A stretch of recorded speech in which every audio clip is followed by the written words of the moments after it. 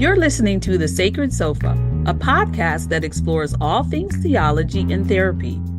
My name is Grace Brown. I'm a registered psychotherapist, certified Canadian counselor, and owner of Journey with Grace Counseling Services. And I'm Brad Watson, pastor of Nexus Church and author of the book, A Path Called Compelling. Welcome to The Sacred Sofa. Welcome back, listeners, to The Sacred Sofa, where Grace and I are excited to welcome back to our midst Karla Drader as we're exploring insights on walking the Jesus path and to keep pursuing the good and flourishing life. Yes, hello to you, Brad, and a warm welcome back to you, Karla. You are taking us through some wisdom from Henri Nouwen from his book, Reaching Out. And in our last episode, you helped us own up to having some amount of hostility, and we affirmed how reasonable it is, a natural human response in a world that can also be pretty hostile.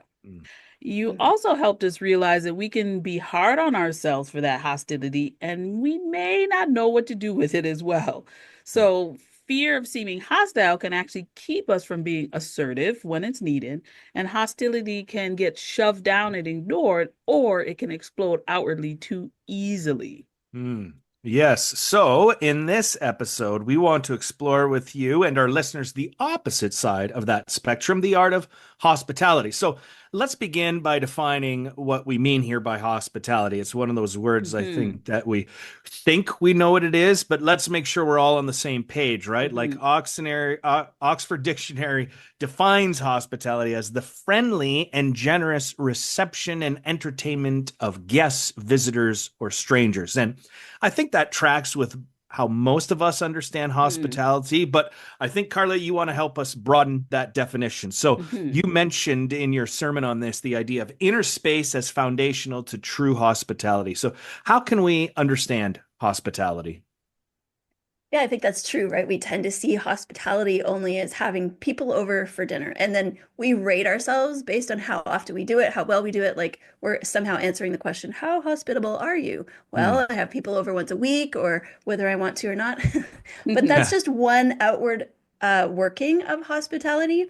And it's the inner hospitality that begins in our hearts. That inner welcome and openness to others is what allows us to create a welcoming space in whatever setting it is. It can happen anywhere, right? It's portable. It's the heart's welcome that makes the difference. Ooh, I like that. Heart's welcome. It feels warm and inviting. So here's the thing, with our tendency to put up walls and at times be hostile, how can we actually cultivate this kind of inner openness, this warming of the heart in our own life, especially when we're feeling exhausted or even resistant to this idea of hospitality?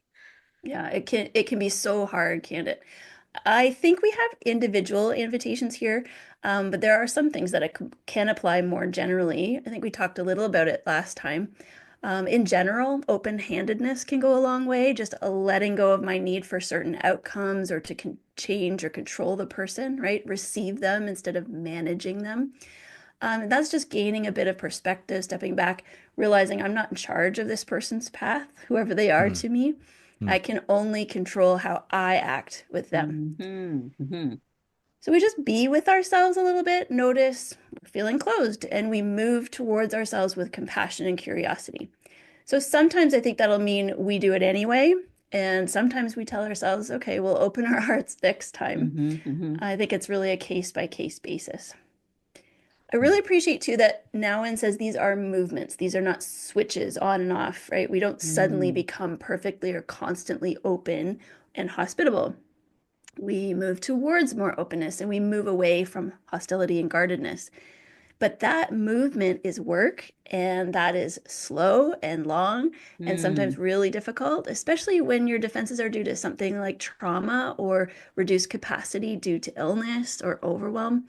We've got to be gentle with ourselves, but we can also trust that good things await us along the way. Now, I love this part, being curious, not critical, inviting self-compassion in part of our process. And so what are other ways that we can create openness? Yeah, we can get strategic, right, and intentional. We can consider how we can support ourselves to give us a chance. So take the example of expressing our hospitality through hosting in our homes. can we simplify the meal to make it more doable for us? And then this one might apply more to introverts. Can we make sure we lighten our day a little so we still have energy left for our guests? Right, Mm-hmm. right. Maybe we know Fridays are never good for hosting, whether it's our schedule or whether Mm-hmm. it's energy wise. So we don't host on Fridays. Then if we're talking about hospitality as how we interact with others, like even in just our own household, how can we support our heart welcome? Little example in our house is we have a rule that we never get in a challenging conversation, aka a fight, without being hydrated and reasonably rested. Okay. So no late night arguments, but we'll set a time for later for the smack no for the argument, I mean for the discussion. And we often do bring each other glasses of water. Here, do you need a little drink? Mm, um, so we might notice then in our interactions with other people that certain people are harder to be open with. So Hmm. maybe we spend more time with people who are easy for us and then be intentional about supporting ourselves with those who seem to require more effort. Hmm. mm, And maybe we come back to that challenging conversation when we're more resourced. mm, Hmm. So it's just really bringing that compassion to yourself as well as the other person, um, acknowledging our own resistance, our limitations, like we just can't do it then or with this person, mm, but also trust in our resilience and our capacity to handle more than we think we can, maybe at first. mm, mhm, I really like some of these strategies and intentionality. For me, it's a Thursday night. Don't come. Yeah. Nope, I won't be hosting. My husband and I have a discussion. Don't come to me with more problems on the Thursday night after my work week is done. I can't handle it. mm, Right. So, even noticing about that about yourself and creating that healthy strategy and intentional boundary can actually build your capacity because you're mm. monitoring that. So I really like that. Love the water, bring a water and a snack. I chuckle with it sometimes with clients, but notice when you have the most fights or the Mm, bickering. It's usually around mealtime, mm, right? And so mm, Mhm. need some nourishment. Love that. Mhm. Love that. But there's an important aspect of self-awareness in all of this that's just Mm. so necessary. And being able to pay attention to the resistance we feel from others, and using that as information, which mm, takes us back to a previous conversation we had about walls versus boundaries. Can we talk a little bit more about that, Karla? mm, Right. Like it's like maybe some circumstances or more people require walls, or at least we think so at this point in our journey. mm, So we just check in with ourselves and notice how those interactions feel. Like you were saying, notice when we have walls instead of boundaries and see if we feel okay to move towards boundaries and incorporating more flexibility. Hmm. mm. That's good stuff, right? Reminding us that we are more um, strong than maybe we realize, right? Mm. And we can, those people that we initially say, nope, I could never be Yeah. hospitable to them. Okay, maybe Mm. over time I can get there. But this all reminds me once again how difficult this can be, right? And a lot of this seems geared to our personal lives, which is great. But I want to cover some other areas where this might come into play for those who follow the Jesus path or those who want the good and flourishing life. I'm curious, what are some practical ways maybe churches and individuals can intentionally foster a sense of interdependence and communal hospitality? Mm-hmm. Yeah, that's a huge question, right? That the church in general and then each individual church will always journey with. Mm, In general, I would say it's a lot to do with developing a culture of openness through trust and humility. mm, So, in my experiences, churches can have a lot of fear of people straying from the path. And mm, that just leads to this clenchedness and almost like a kind of suspicion that really works against community because there's this sense that there's a right way to speak or to dress and a wrong way. But true community requires authenticity. We've got to give people freedom to be themselves Mm-hmm. and then to ask big questions, doubt, try things out, and trust that they won't be rejected for it. Mm-hmm. Mm-hmm. I believe churches can honor our tradition, scripture, and experience without making our interpretation of it the way or imposing it on people who aren't open or ready for it. Jesus said he was the way, not us. Mm. And even the way didn't force his way on others. Mm-hmm. He invited, he taught, he challenged, and he let people walk away. Mm. Yep. So permission to be ourselves is just a real gift that I appreciate in our community. I think you've really led the way, Brad, on building that kind of space. As I was getting to know people at Nexus, I heard that you were a pastor that said, I don't know. Mm. That's so important. It takes Mm, quite a bit of humility, letting go of our need to find or provide all the answers. mm. I'm wondering there, Karla, in many ways you're talking about communal hydration. What are the things, we need to, before any, say big church meeting happens, maybe we should have you, Karla, go around and just make sure everyone's had a glass of water or something, right? Giving I everybody vote snacks for every snacks, family okay. Snacks meeting. and water. Yeah, interesting that, Oh. yeah, it is about a meal that we share Hmm. together, right? We Hmm. do the Yes. Eucharist often. Hmm. Yeah. I think too, getting a sense of our connection to one another. So it's not just find your own path, like I just need to do me. I need to, Hmm. it's also having that sense of togetherness, community, and our responsibility and connection to the whole, to the body. Hmm. And I just love the idea of watching for one another's gifts and how we can share them with one another. Hmm. Mm-hmm. Yeah, and when I was listening to Karla, it was incredible how Henri Nouwen's view of hospitality as creating space rather than imposing beliefs. That's really compelling to me. Mhm. Of course, though, it brought in this question for me, creating space. How do you balance the call to offer welcoming space while not maybe disappearing in it? Like, how do we sort of open ourselves? But still be able to hold on to our values, beliefs, maybe even things we consider truths. Like, how do we create space without disappearing? Does that make sense? Oh, for sure, for sure. Mm, So I think it's like, can we consider if we have differences, does that automatically mean that one of us is wrong? Or mm, can we both Mm-hmm. come with kind of different angles and mm, both show up fully, mm, right? So say you're talking with people and they're expressing their beliefs and you disagree. mm, We can handle that. We can disagree. Mm-hmm. And yet, there might come a point when you have to assert yourself and challenge the person, like just shut that down, like mm, say Mm-hmm. a racist joke, right? You don't mm, have to tolerate that. I think that's a place mm, where you step in further and say no. mm, And then you don't need to shame. You may not need to cut off all contact with that person, maybe, but maybe you can call to their deeper self. mm, Just like in parenting, right? When our kids or our friends cross the line, we say to them, hey, this isn't you. You're mm. using a tool here that's not great for others or even yourself. Those words were hurtful. That's not who you are. All right. Mm-hmm. So, another part of community and building welcoming space is to develop the skill of challenging one another Mm, and doing that out of genuine care for them, not for our institution necessarily or our own opinion. mm, Mm-hmm. That's powerful. And having those intentional conversations is also about community and are signs of really healthy, necessary boundaries. Boundaries we know are vital for a strong sense of self, which we need in order to develop safe, healthy community and then be mm, able to create those those spaces. mm, Yeah, mm, exactly.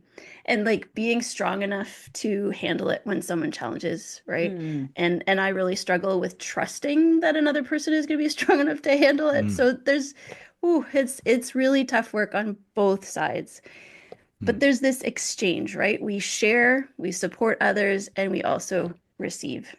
mm, So I also mentioned that my attention naturally goes towards myself and my inner experience. So it's good for me to hold space for other people. But then there's limits, right? Of course, I need to mm, be aware of those limits, have those good boundaries so that I prevent resentment and exhaustion. mhm, mm. mhm, I really liked what you said there, Karla, in conversations with others, appealing to identity. That's always been a big thing for me. Try to enact it in our house. Hey, you're not being you. I find that so much more compelling than that's wrong mm, or that was inappropriate. No, you're stepping outside of being who I know you to be. I just think that's really mm, powerful stuff. A good reminder for us.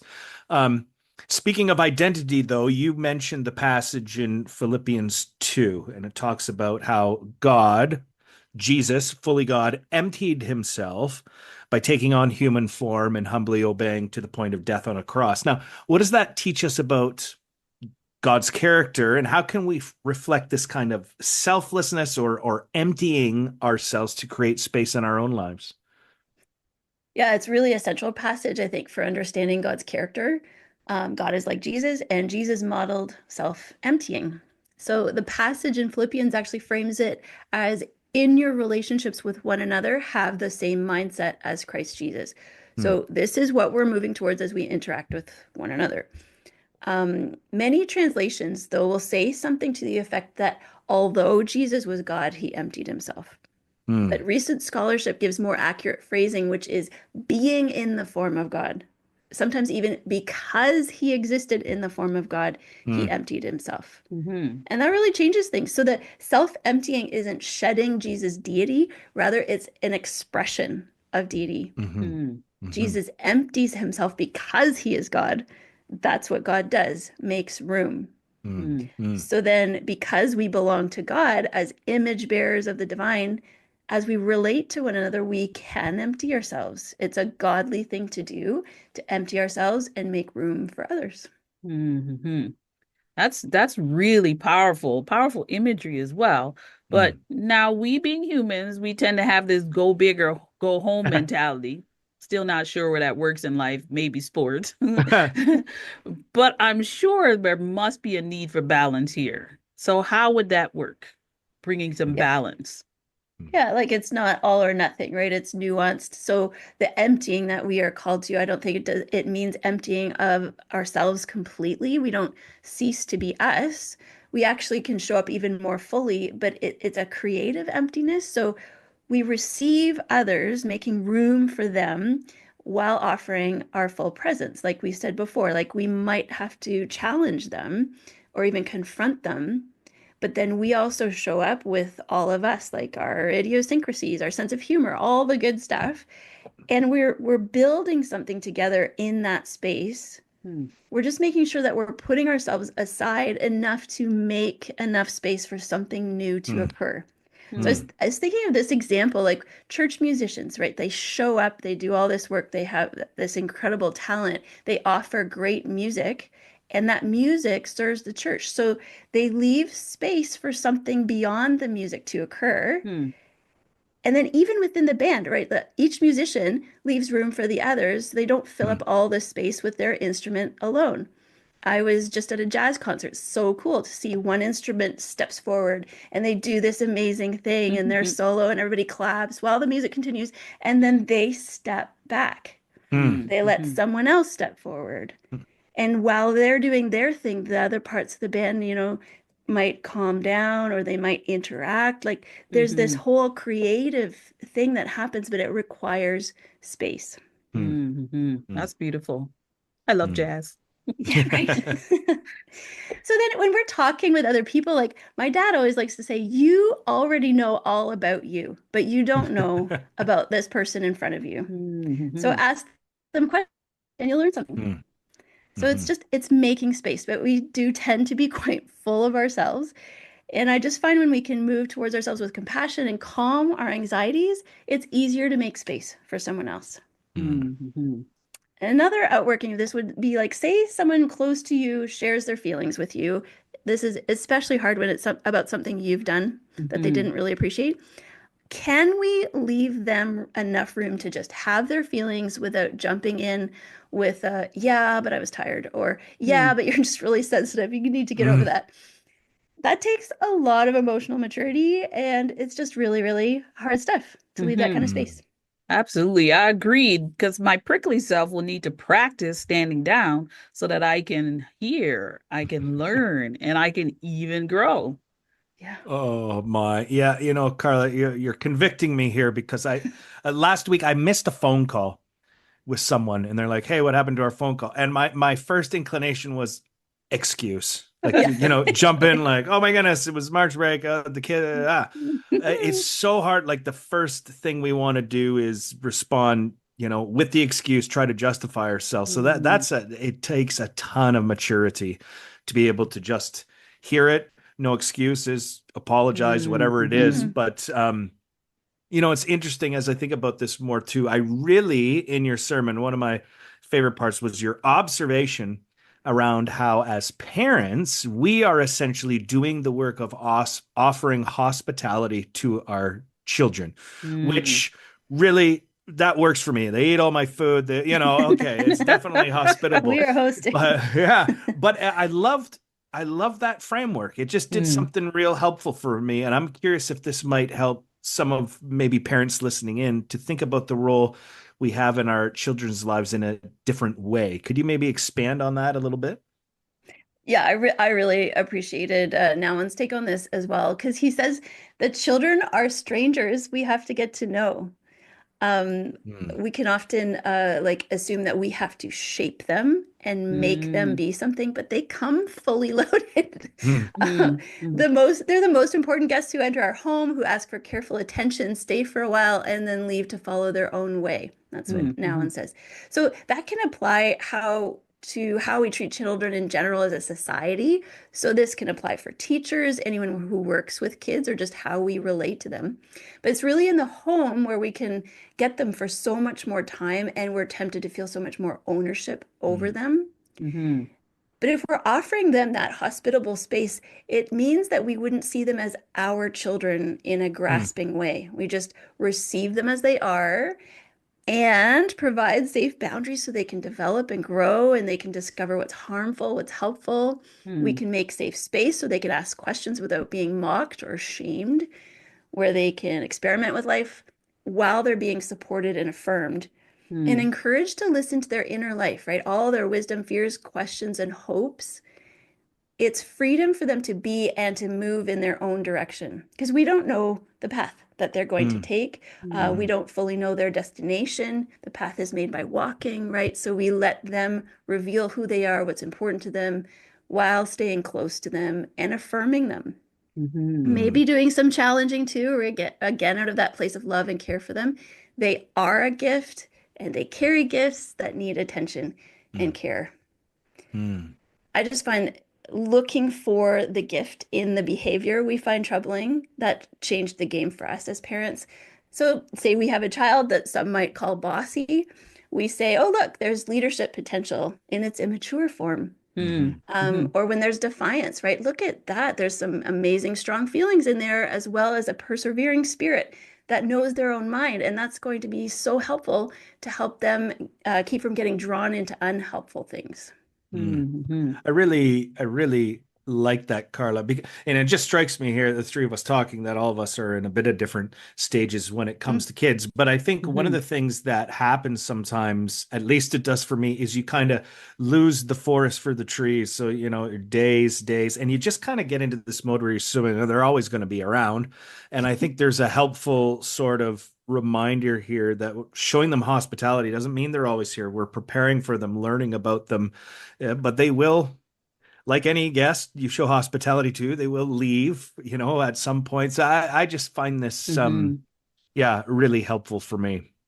mm, very cool.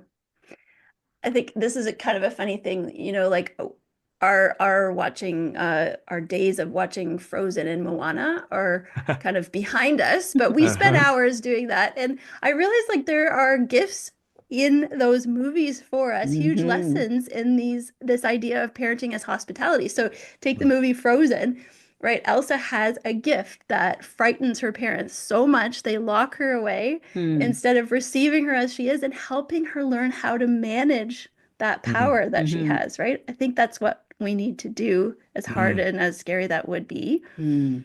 And then Moana's destiny lies beyond the reef, but her dad's past trauma causes him to try to prevent her walking her path to go find the gifts to bring back to her tribe.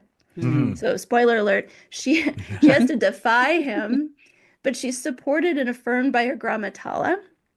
And then she ends up saving their world and restoring balance and doing all those amazing things, right? Mm. Those movies are great. It You just, gotta love yeah. child movies for Yeah, oh, yeah. adults. Yeah, exactly. Yeah, I love it. I just know that I'm a better parent when I can move away from clinging and helicoptering or trying to live out my unfulfilled dreams or fears Mm. through my kids and just receive them as they are, take care of them and let them go when it's time for them to leave. Mm.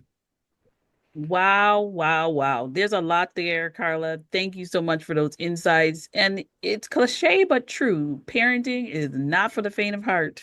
Mm. Mm-mm. No. That's right. And all of it, right? All the moving from hostility to hospitality in whatever relationships we have, pursuing that good and flourishing life. It's harder than we think sometimes, but really worth the Mm. work, and we can support ourselves and each other along the way. Mm-hmm.